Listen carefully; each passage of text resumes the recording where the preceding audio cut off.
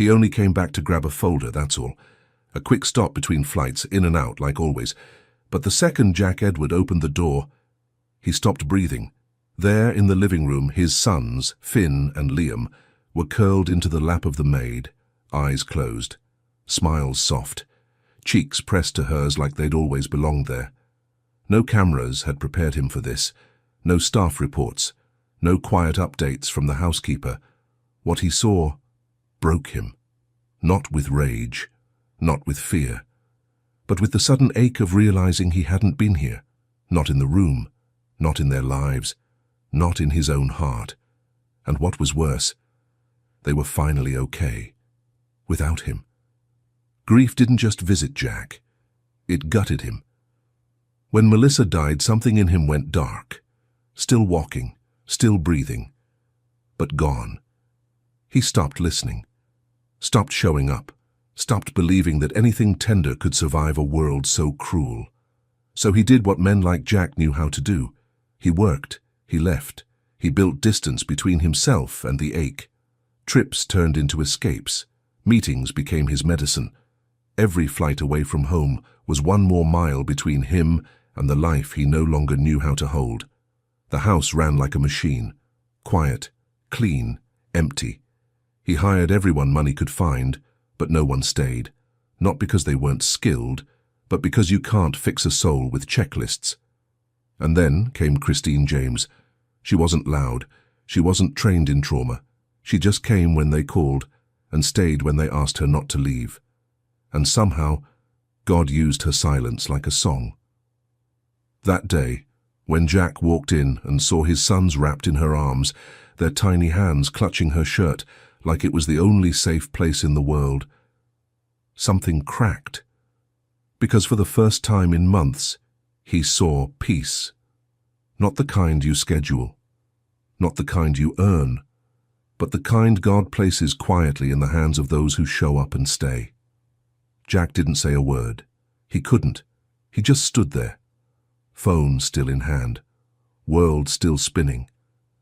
And in that quiet, God whispered to his heart the one thing he'd stopped believing. This is still your home, but first, you have to come back. Before we begin this story, can I ask you something? When was the last time you stopped running? Stopped pretending you were okay? Stopped long enough to feel what you've buried? If you've ever walked through grief, if you've ever felt lost inside your own home, if you've ever wondered if God could still reach you after everything you've shut down, then this story is for you. Click subscribe, like this video, and tell us where in the world you're watching from. And as you watch, I pray something in this story reminds you, God doesn't need you to be perfect. He just wants you to come back, even if it's messy, even if it's broken, even if all you can do is stand in the doorway and cry. Let's begin. The wheels of the black sedan hadn't even cooled when Jack Edward stepped out, suit jacket still creased from the plane, eyes blank from the boardroom. It was supposed to be a 48-hour trip, but somewhere between Chicago and the silence he carried inside him, Jack had lost count. He didn't call ahead, didn't text the staff, didn't even tell the driver he was coming back. He just showed up, like a ghost re-entering his own home. The door opened with its usual hiss of automation. Same marble floor, same polished air, same emptiness. He didn't expect anything to be different, and maybe that was the problem. Jack walked through the entryway with the same half-scrolling thumb and dead-eyed focus he used in meetings, one step ahead of feeling, always one step removed from where he was. Until he heard it. A sound he hadn't heard in months, maybe longer. It wasn't music, not exactly. It was humming, low, gentle, untrained. The kind of sound a person makes when they think no one is listening. He turned the corner, half expecting a broken speaker or a forgotten TV, and then he saw them, his sons, Finn and Liam, one on each knee, tiny fingers tangled in her apron, their faces tucked into either side of Christine's neck. Smiling, smiling, not wild, not manic, not desperate for attention, just content, like they were right where they belonged. Christine didn't notice him. Her head was slightly bowed, humming a tune no one taught her. Just something she must have made up. Her arms were wrapped around the boys, not tight, but firm, like she knew they'd fall apart if she let go too soon. Jack froze in the doorway, not in anger, not even in confusion, just stillness. The kind that comes when your soul recognizes something your brain hasn't caught up to yet.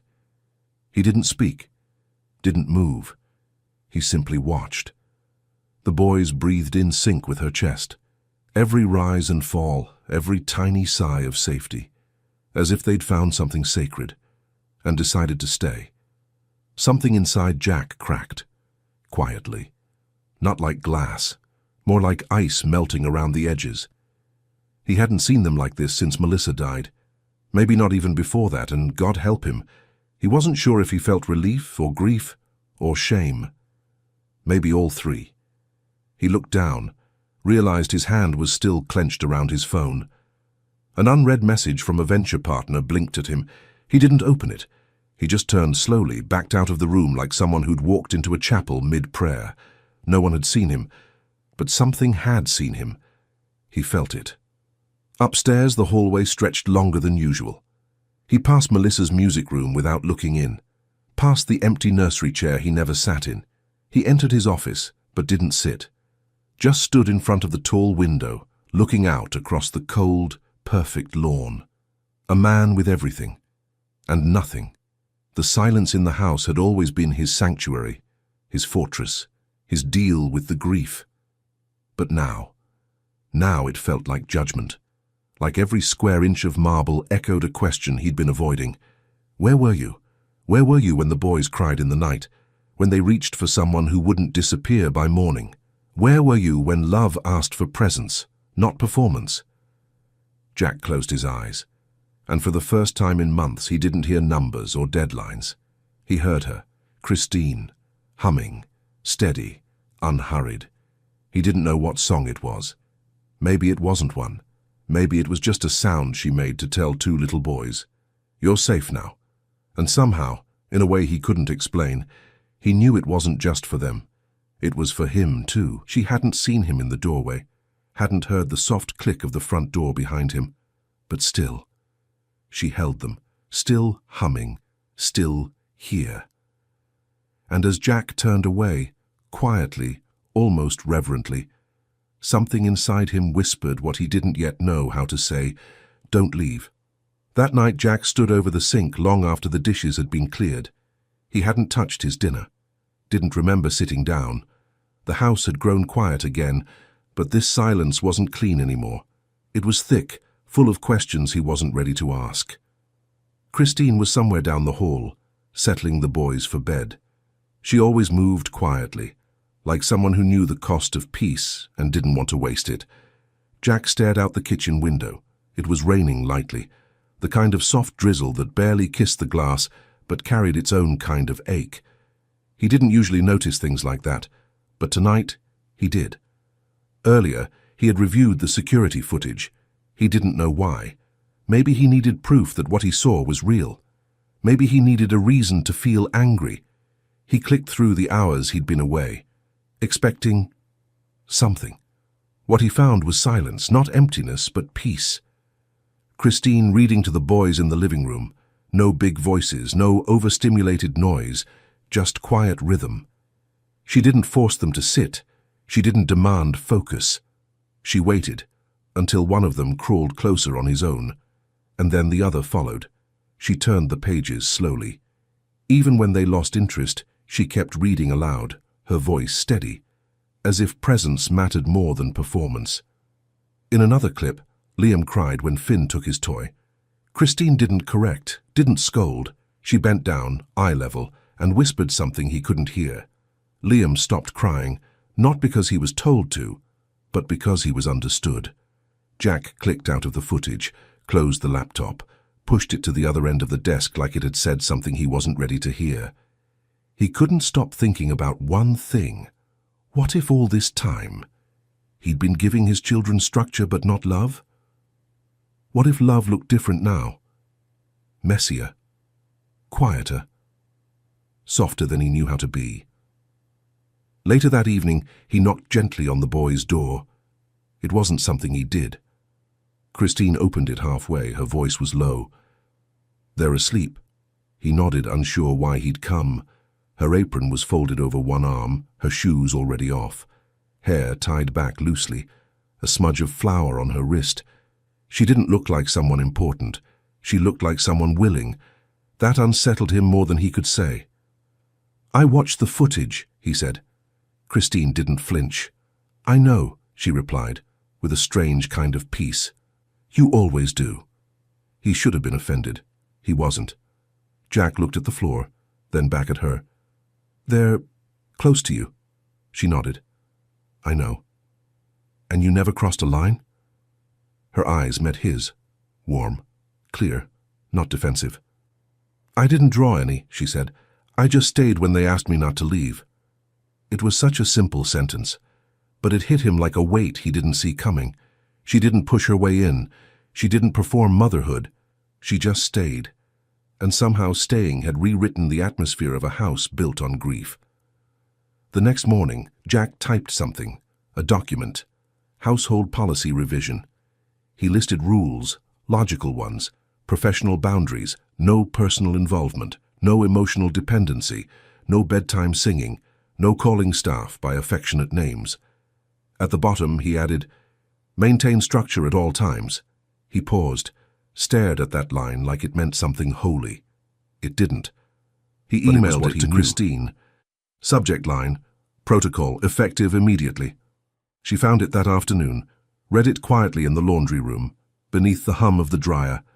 The light above her flickered a little. She didn't cry, didn't sigh.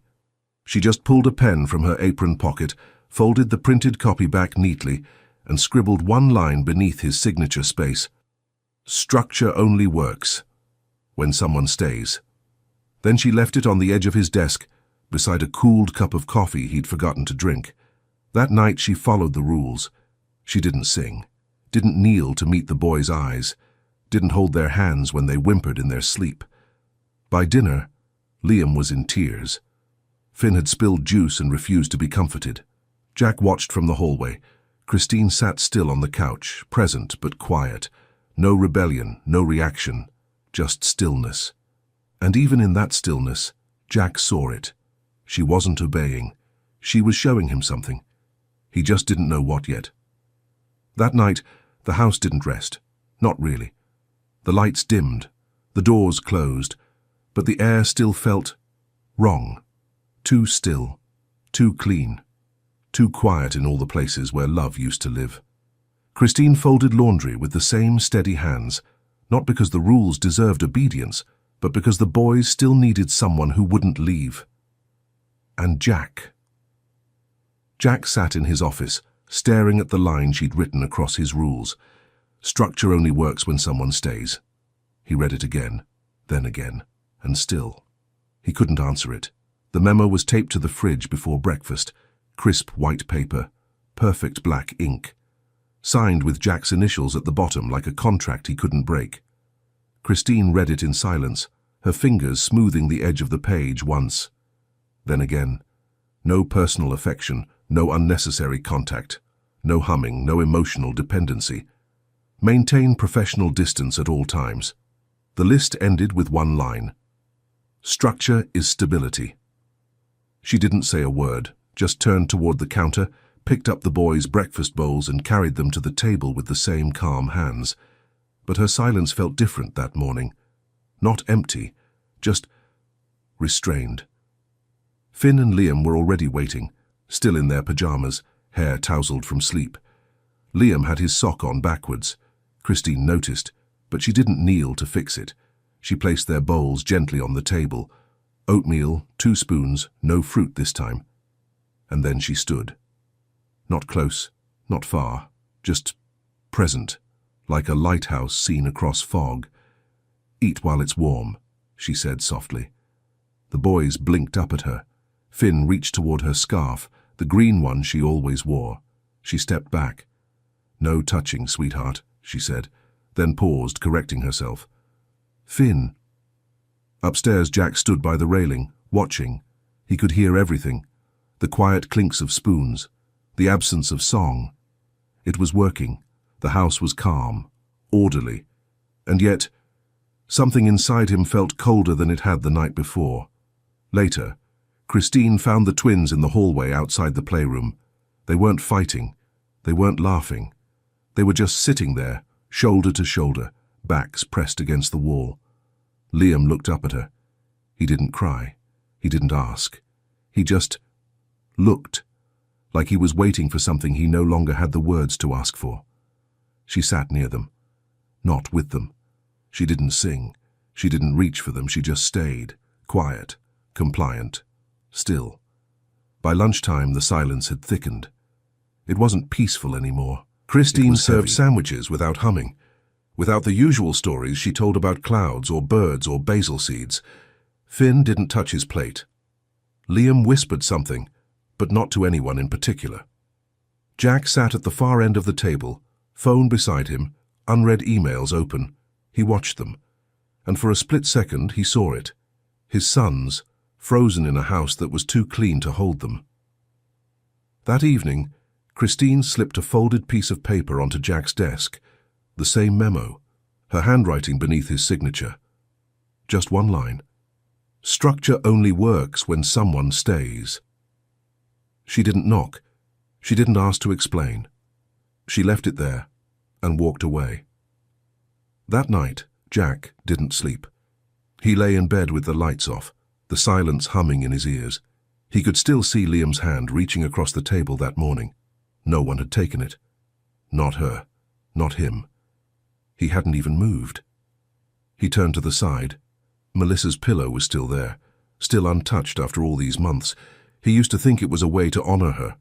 Now he wondered if it was just another way to run. At 2:17 a.m., he found himself in the hallway again, drawn by something he couldn't name. He stopped outside the nursery, didn't open the door, didn't knock. He just stood there, heart tight, breath shallow. Inside, the boys were asleep. Christine sat on the floor beside them, back against the crib, her scarf around her neck again.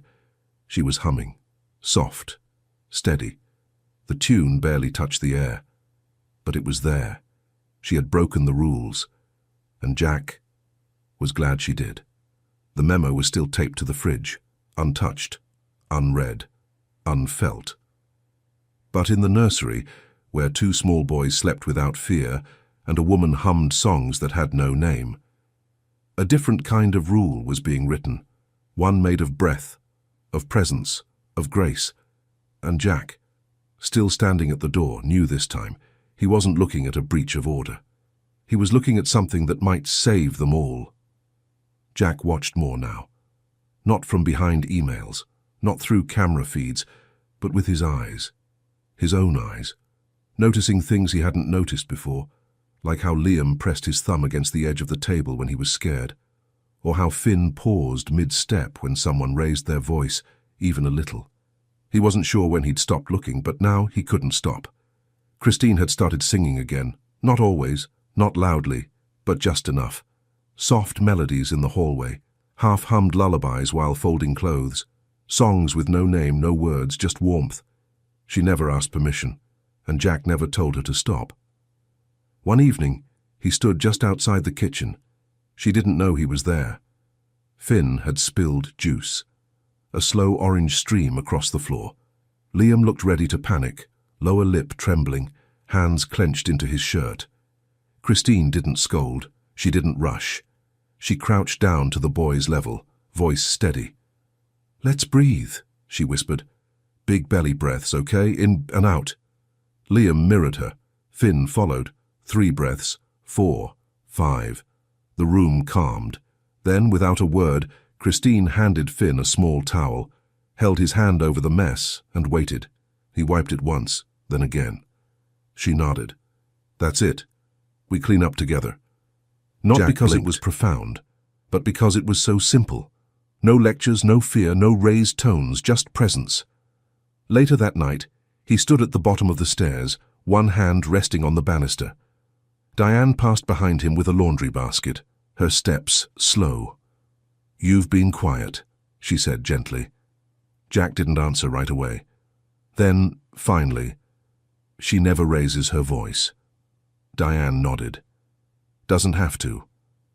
Jack looked up the stairs toward the nursery, then back at the empty hallway. She never tries to be their mother.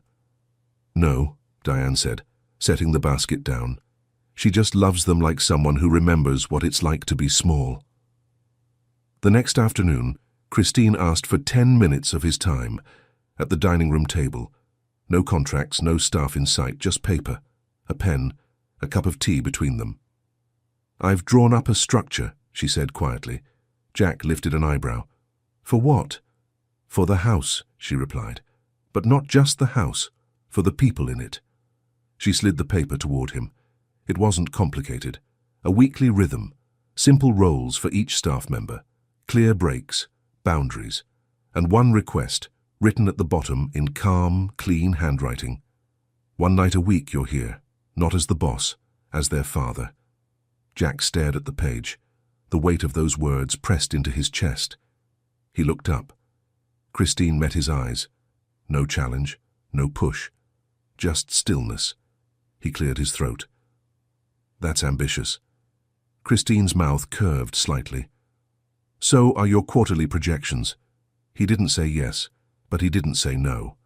And somehow, that was enough for now. That evening, he found Finn sitting near the windowsill, a coloring book open but untouched. Christine was in the kitchen, her back turned, humming again. Jack walked over slowly, sat on the floor beside his son.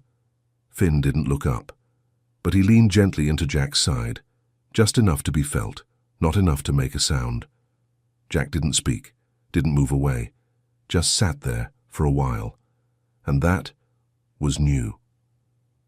Later that night, Christine wiped down the chalkboard in the kitchen. The day's notes were smudged, faint. She picked up a piece of white chalk, hesitated, then wrote 3 small words across the top. Still watching, still learning. She didn't sign her name. She didn't need to. And upstairs, where Jack sat beside 2 sleeping boys, the window cracked just enough to let the night air in. He knew what those words meant. They weren't for the house. They were for him. It started with a photo. Blurry. Off-center. Taken through the hedge by someone walking their dog on a Sunday morning. Christine, kneeling in the garden, her hands covered in soil. Finn, laughing as he painted a rock with blue and green swirls. Liam beside her, holding a tiny watering can like it was holy. The light had been soft that day. Spring air still cool, sky wide and forgiving. Christine's scarf had slipped halfway from her neck, resting on her shoulder like it belonged there. And they looked happy, not posed, just safe. By Monday morning, the photo had been shared 11,000 times. Billionaire's maid plays mom. Tech CEO's twins find comfort in unlikely caregiver. Inside the Edward estate, where is their father?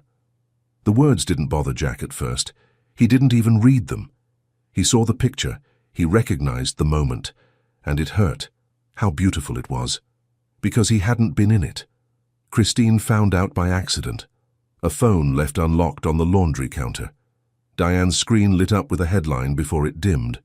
Christine didn't react right away, just stared at the screen as the dryer hummed beside her, soft and steady. She touched the scarf at her shoulder, not for comfort, just to feel something grounded. That afternoon the house felt different. The walls hadn't changed, but the quiet had.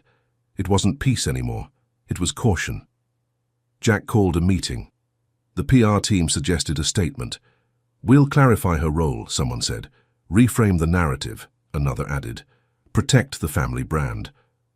Jack stared at the table, at words that had nothing to do with what mattered. He stood, left the meeting without speaking. Later, he found Christine in the garden. She was planting basil with the boys. Liam sat in the dirt, barefoot, humming softly. Finn had placed 2 painted stones at the base of a tomato stem.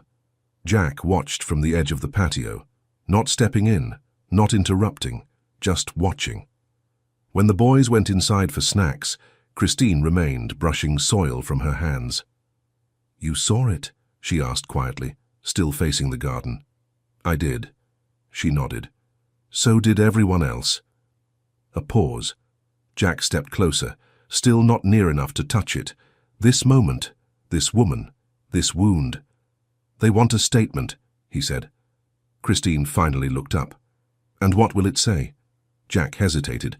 That you're the help, that I'm aware, that it's being addressed. Christine nodded again, but her eyes, they didn't agree. I didn't ask for attention, she said, and I never asked to be their mother. I know, Jack replied. She stood wiping her palms on her apron. Her voice was low but steady. They just needed someone to stay when everyone else left. Jack swallowed. The air felt thick. They don't see that, she added. They see a headline, a mistake. You're not a mistake, he said quietly. That night, Jack sat on the edge of his bed. Laptop open, PR statement blank. He typed something, deleted it, typed again, deleted again. Finally, he shut the screen. The silence in the room felt louder than ever. He didn't want to protect his image. He wanted to protect them. The next morning, the headlines hadn't stopped, but neither had Christine. She made pancakes, cut fruit, braided Liam's hair when he asked, lopsided, messy, perfect. Jack watched her from the hallway. She looked tired, but not defeated. The boys didn't know about the internet, about shame, about optics. They only knew the scarf still smelled like lavender, and her lap still felt like home. That evening, Christine didn't hum. She just rocked gently in the nursery chair, Liam curled against her chest, Finn asleep at her feet on a folded blanket. Jack stood in the doorway, not hidden this time. He was there, really there. He didn't speak, didn't plan, just watched the way her fingers moved. Slow, steady, like someone who knew how to hold a storm without trying to stop the rain. It started with Liam's cough, soft, harmless, barely more than a whisper in the night. Then came Finn's shiver, the kind that made Christine stop mid-step in the hallway, because something in her, something from long ago, recognized that sound. By midnight, both boys were burning up, skin flushed, breaths shallow, their tiny bodies too still. Jack stood at the door to the nursery, eyes wide, arms stiff at his sides, like a man facing a storm with nothing in his hands. Christine didn't panic.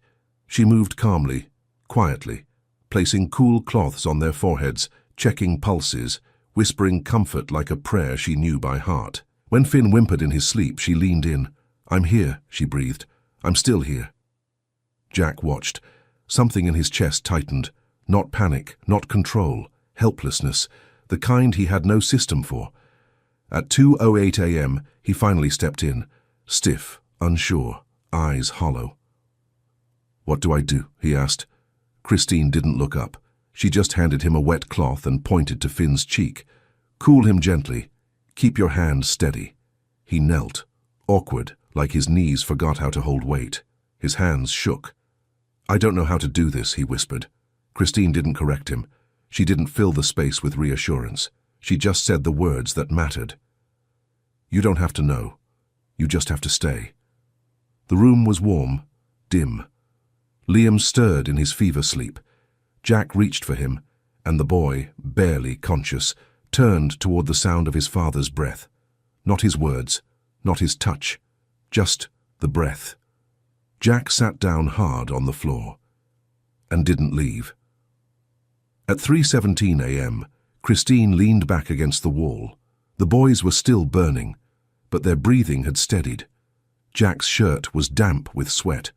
One of the twins had curled into his lap, the other against Christine's shoulder. And in that small, heavy room, something broke. Not the fever. Jack. Quietly. Finally.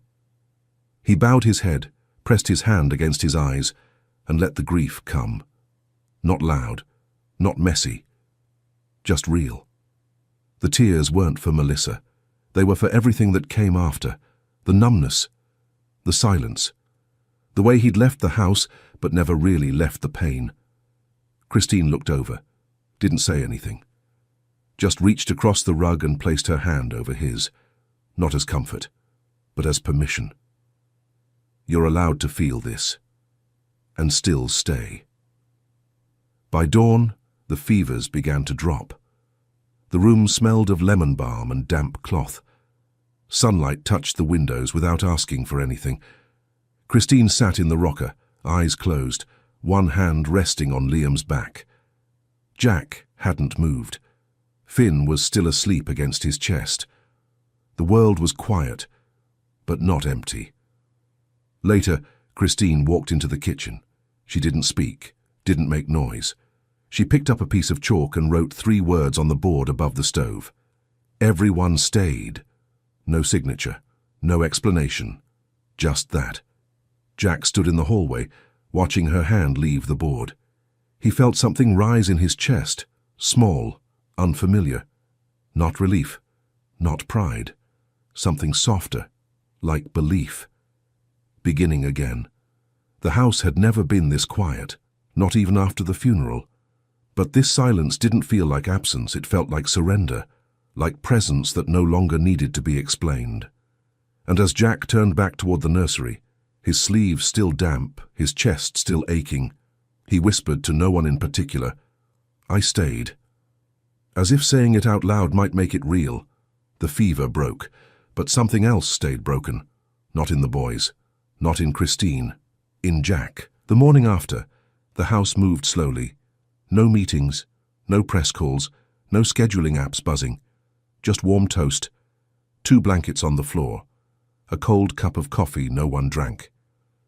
Jack sat at the kitchen table, eyes red, sleeves rolled to his elbows. Christine moved around him, not avoiding, not approaching, just with him. There was nothing to fix, nothing to say. The night had already spoken. He found the boys in the living room later that afternoon, both curled on the rug beneath a window, crayons scattered around them like flower petals. The light fell soft across the carpet, long beams of quiet. Liam looked up and reached for Jack's hand without hesitation.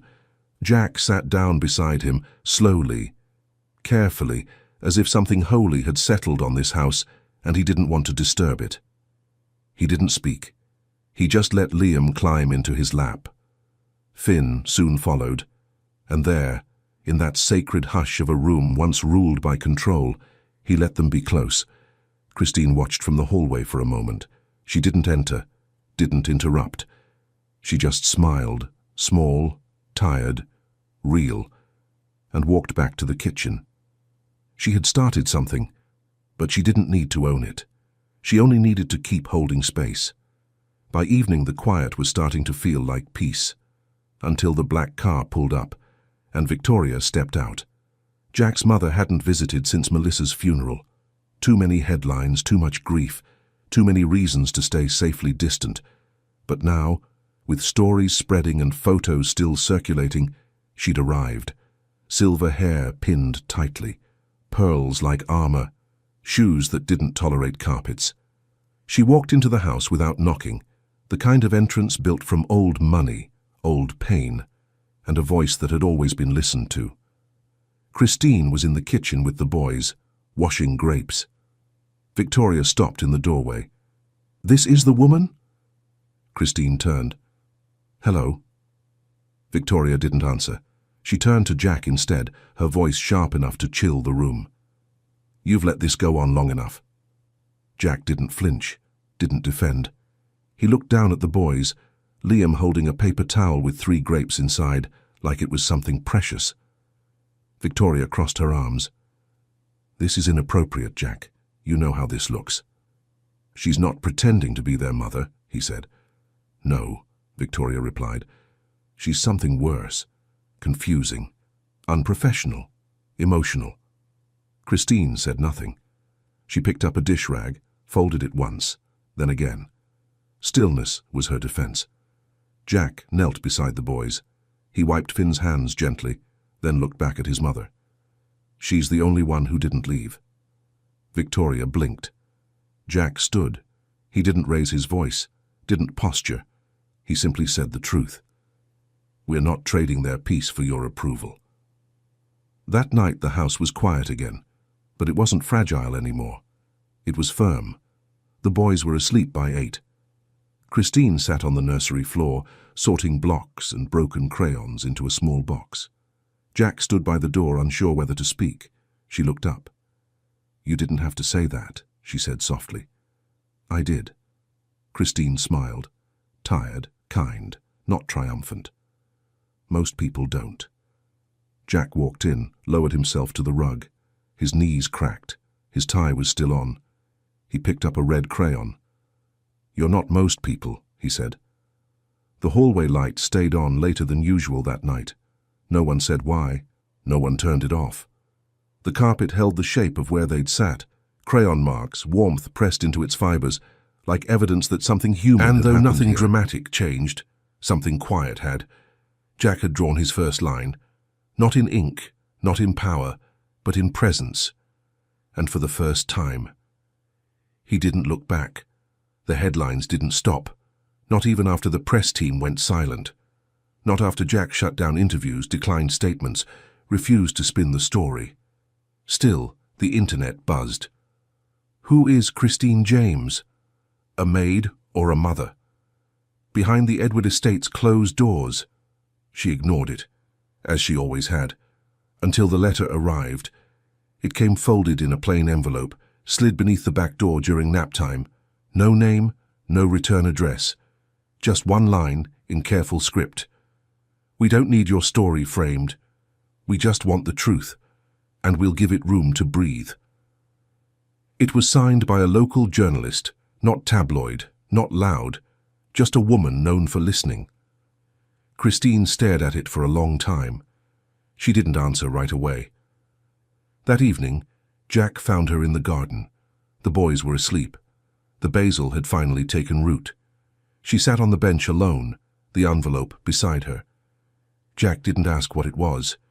He just sat down beside her, hands folded, shoulders close but not touching. After a long silence, she finally said, "They want to tell the truth." Jack looked out across the garden, then at her. "What truth?" Christine's voice didn't shake. "That I stayed, not because I was hired to, but because they asked me not to leave." Jack nodded once. "They'll twist it," he said quietly. "I know." Another pause. "But I'm tired of being someone people explain."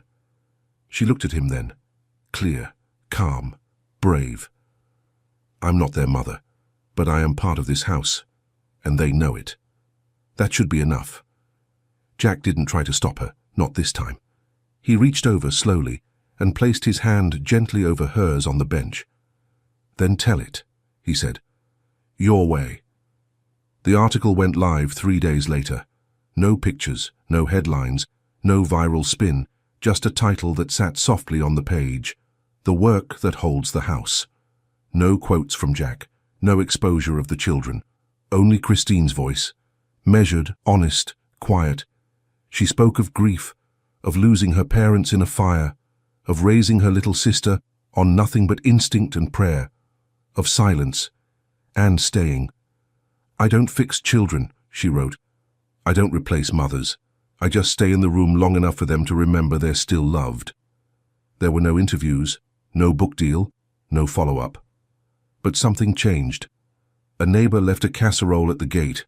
Someone dropped off sidewalk chalk and a box of strawberries. The mailman asked if Christine could teach his wife how to grow basil, and when the delivery woman brought groceries, she handed the receipt to Christine, not the security guard. Jack read the article alone twice, then a third time. When he reached the final line, he had to stop reading, not because it broke him, but because it felt like someone had handed him a mirror. He whispered the last sentence out loud just to hear it. "Love is not loud, it's what you do after the room goes quiet."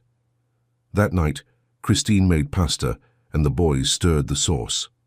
Finn added too much salt. Liam dropped a spoon. Nobody corrected anyone. They just laughed.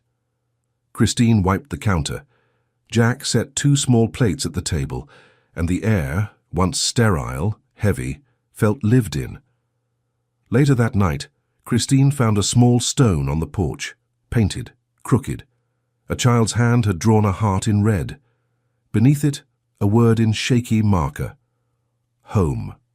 She picked it up, turned it over once, then walked inside and placed it gently on the kitchen windowsill, right beside the vase of wildflowers she hadn't bought, but someone had left without needing to be seen. Spring didn't arrive all at once. It crept in slowly, through cracked windows, half-open doors, and bare feet on cool grass. The tulips out front bloomed sideways, crooked, wild, but they bloomed. Christine stood in the garden with the boys, kneeling in the dirt, showing them how to press basil roots gently into the soil. Liam asked why they had to leave space between the plants. Christine smiled. "So they can breathe," she said. "Even roots need room." Jack watched from the kitchen, the same kitchen that used to smell like silence and structure. Now it smelled like sun-warmed fruit and something softer. His laptop sat closed on the counter, his phone face down. And for the first time in a long time, he wasn't late for anything. Later that morning, Finn brought him a crayon drawing, 3 stick figures holding hands, one tall, 2 small. Underneath in red crayon, one word: home. Jack didn't say anything at first. He just traced the lines with his eyes, then looked at his son. "Who's that?" he asked, pointing to the tall figure. Finn didn't hesitate. "You." Christine was folding laundry when he found her in the hallway. No makeup, hair up, a tea stain on her shirt. He held up the drawing. "He sees me." Christine nodded, eyes soft. "He's always been looking." Jack looked down at the page again, then back at her. "I've been trying to build something strong," he said. "A legacy, a future." "And?" she asked. Jack's voice was quiet. "Turns out I just had to stop building and start being." They didn't hug, didn't cry. Just stood there for a moment. 2 people who had survived something together, even if they'd never said it out loud. That evening, they ate outside. Paper plates, spilled lemonade, birdsong filling the spaces between conversations. No one was performing. No one was afraid. Christine sat on the grass, barefoot, Liam curled in her lap, Finn leaning against Jack's side, one hand tangled in his shirt. And the sound of the house, for the first time in a long time, wasn't silence. It was laughter, soft, unforced, true. After bedtime, Jack walked through the house slowly, room by room. Melissa's piano still sat in the corner, untouched, but the air around it no longer hurt. He didn't cry, didn't speak. He just rested his hand on the top for a moment, then turned off the light. In the kitchen, Christine had left something on the chalkboard, white chalk. Simple words: "Trust built here." Beneath it, Jack picked up a piece of chalk and added his name. Then slowly, he bent down, and in the corner of the board, he drew 2 tiny initials, FL. The next morning, the garden was damp with dew. Christine opened the back door, barefoot, cradling a painted rock. She placed it on the windowsill. A gift from Finn scrawled in messy red marker. One word: stay. And maybe that was the miracle all along. Not that things had healed perfectly, not that grief had disappeared, but that in a house once built on silence, someone stayed long enough for love to grow roots. And in the end, it wasn't about saving anyone. It was about being there. When the crying started, when the fever spiked, when the quiet came. Home wasn't built in the marble or the money. It was built in the hum of a song with no words, in the grip of a tiny hand on a shirt sleeve, in the stillness shared between broken hearts, learning how to beat again. Jack stood by the door that morning, coffee in hand, watching as the boys ran barefoot into the sunlight, Christine chasing them with a smile that didn't need permission. And for the first time in years, he didn't feel like someone managing a family. He felt like someone who had one,